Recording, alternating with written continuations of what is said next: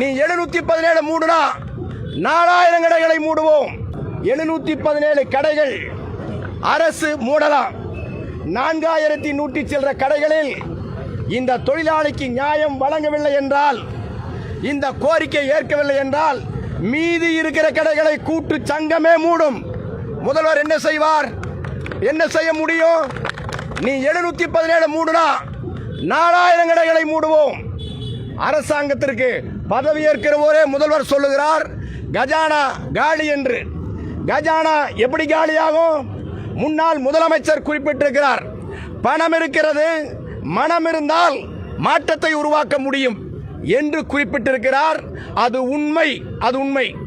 ஆகவே அரசு ஊழியர்களுக்கு 2% அகவிலைப்படி நேற்றைய தினம் அறிவித்திருக்கிறதை வரவேற்கிறோம். எங்கிருந்து பணம் வந்தது?